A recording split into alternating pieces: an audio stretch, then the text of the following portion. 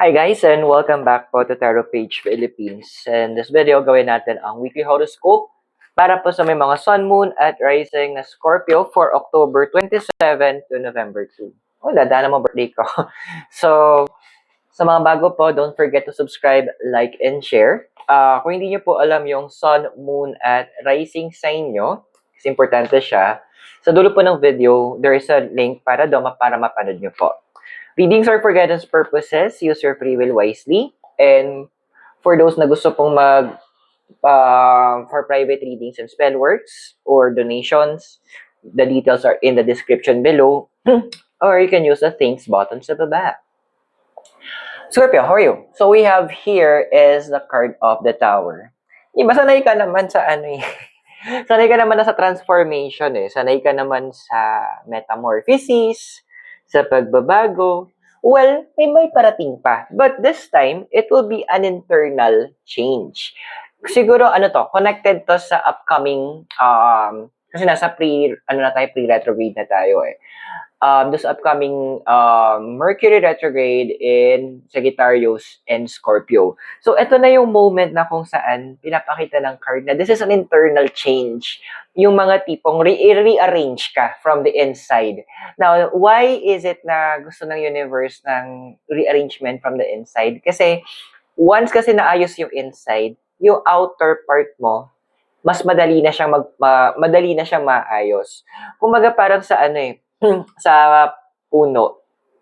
Kapag yung puno kahit malaki yan, kung may mga anay naman, wala din, babagsak din siya. The strength is no longer there. So the card, the universe wants you to understand na meron ulit babaguhin, and this also entails sa paano ka mag-isip. So hiram tayo ng term. So yung mga limiting beliefs mo, doon ka titirahin. Doon na ipapakita sa medyo mahirap yung process. Pero I assure you, based sa mga cards na nakikita ko, maganda yung magiging result. Kasi kumbaga kumbaga sa computer, papalitan natin yung core processor mo. Yun yung target ng universe. I-level up ka. So, may moment of shutdown, but that is very important. Pero what's crossing you? So, meron tayo yung Two of Wands. Alam mo, may mga, dapat nasasanay ka na rin ng isolating moments So, medyo magkakaroon ulit ka ng, alam mo yun, ayaw mo nang magkaroon ng isolation kasi gusto mo ng connection, pero this will be necessary. Now, if, nakikita ko dito, this may take 21 days. From the time na napanood mo to, magkakaroon ka ng 21 days of isolation. Itong moment na to, gawin mo to na para ma-rejuvenate mo, ma-detoxify mo yung sarili mo. Ito yung moment na maganda na kung meron kang mga kailangang i-review sa sarili mo, may nakikita ka na kailangang tanggalin, kailangang baguhin, i-subject mo to sa criticism. Kumbaga tanungin mo, ito mga bagay ba ito nakakatulong pa ba sa akin? O ito na yung nagbablock sa akin para para makaangat or maging better individual. So, questioning is very important. So, the next 21 days from the time na panood mo to. Now, ano ba yung crown card mo? Meron tayo dito is si card of justice. So, paano ba i-put into words? There is what I call, gusto kong yung term na yon, the good selfish. Ibig sabihin ng good selfish na yon, hindi masama na isipin mo yung sarili mo. Hindi masama na unahin mo yung sarili mo. There is nothing wrong na binibigyan mo ng tamang pag-aalaga ang sarili. Hindi rin masama na magsabi ng no, tumanggi kung kinakailangan. Kasi, sabi ko nga doon sa isang post ko sa Facebook ko, boundaries are healthy. So, this is a time for you to shield your own self. So, 21 days to die na magkakaroon ka ng changes. So, during this time, you will see a lot. Parang pwedeng iba sa inyo magkaroon ng physical symptoms na panahihilo, sakit ng ulo, or andyan na parang everything is not making sense or hindi nagko-fall apart yung mga bagay-bagay. That is normal. Kasi nga, detoxification period mo na. Nang foundation mo kasi, we have here is the Knight of Wands. Alam mo yung, yung marami sa inyo na, hindi, mag-move forward ako. Walang masama mag-move forward. Walang masamang ituloy mo yung journey mo. Pero ang question kasi dito, natutunan mo na ba yung kailangan mo matutunan from that particular journey?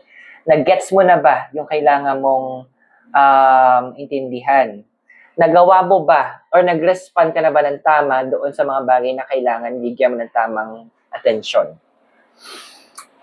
So medyo, yun nga, kaya nga meron kang 21 days of purging kasi nga, yun yung ayusin sa'yo ng universe. Now in the past kasi, we have here is the Queen of Wands. Alam mo, isa sa mga ituturo sa'yo ng universe, it's about, kumbaga, ile-level up yung mga knowledge mo. Pwedeng tungkol to sa knowledge tungkol sa work mo, or sa craft mo, spirituality, or understanding tungkol sa sarili mo. So, ang dami niyang babaguhin.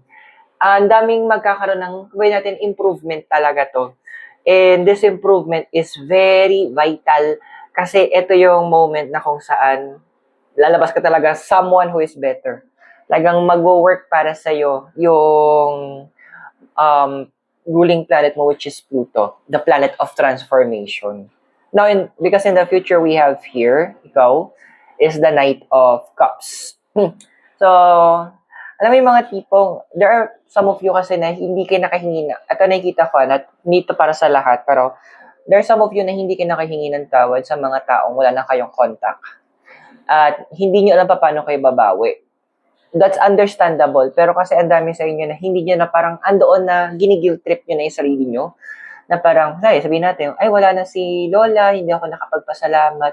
Dude, andoon na pwede ka pa rin magpasalamat. They may not be physically here, pero yung energies nila nandito pa din. By wholeheartedly saying na nagpapasalamat ka o humingi ka ng tawad, I believe, mafe-fix yun. Isa yan sa mga ayusin sa'yo ng universe. Kung nakaka-connect ka sa readings natin, don't forget to subscribe, like, and share para may access ka sa future videos. Pero tuloy natin reading mo. Okay. Si physical environment mo we have here is the Wheel of Fortune. Ayan na. So, yung iba na masyadong outgoing, medyo ipipirmi mo na kayo ng universe isang lugar, pwede sa bahay. Or yung sa mga tao masyadong, nasa bahay lang, ilalabas mo kayo ng universe. So, magkakaroon tayo, kumbaga sa game, magkakaroon tayo ng change ng mga upuan. Yung parang trip to Jerusalem, di mo alam kung saan ka uupo. So, there will be a lot of changes in terms of the physical environment. And there are some of you, may mga magtatapon din kayo ng mga lumang gamit nyo. Yung, although may mga sentimental value, pero nakikita nyo itong sentimental value na to ang actually nag-hold back sa inyo from moving forward. Which, sentimental value tayo, pasok tayo sa emotional environment. So, yung Ace of Swords mo. So, andoon na, yun nga, the universe will allow you to look at things from a different perspective. Andoon na, kaya sabihin natin na, nakita nyo na, ganito yung nangyari, nag-away sila. Pero, sabi nga laging may kwento sa likod ng bawat storya. Doon ka pupunta, doon ka dadali ng universe for you to understand what's really going on, what's behind everything, what's really happening. So, ito yung ibibigay sa'yo ng universe for you to understand what is underline, ano yung nasa ilalim. Kumbaga, sabi nga, reading between the lines. Because your hopes and fears mo, we have your card of the strength. Alam mo yung, you're one of the strong zodiac signs ka. Kasi sa lahat naman ng zodiac sign, ikaw yung purgang-purga na sa transformation. So, the cards are saying to you na, you know what, sometimes you need to let go. Yun yung isa sa mga fear mo, walang ka ng control. Pero, tulad na isang ilog na minsan akala mo masyadong mabato, para kang umaagos ka doon. Pero, hindi mo alam after ng mabatong dadaanan mong yun, is actually a great big lake na kung saan napaka-peaceful. Sabi nga, minsan kailangan natin suungin ang dilim para mahanap natin ng liwanag. Let go. Kasi in the future we have here is the 5 of Wands. Well, Ang gusto ko lang ang gusto ko dito kasi madami na nang mamata sa'yo without you knowing, yung mga nagsasalita behind their back, ginagawa kang pulutan sa mga GC nila. Alam mo yung nakakatawa na mapapahiya sila sa sarili nila. Kasi may the changes will be so drastic. Yung elevation mo sobrang ganda. Sila lang may papahiya na parang, ba't ko pala sinaraan to? Ba't pa ako nagsalita hindi maganda? Ito pala yung plan ng universe. And most of it will be in your finances. The elevation. So I hope nakatulong yung readings. Those are for guidance purposes. Use your free will wisely. So subscribe, like, and share. So maraming salamat sa iyo. God bless. Namaste. Hare Krishna and blessed be. And hope to see you on our next video. And I'm here, dito po, punta sa Baguio. So I'll see you next time. Bye!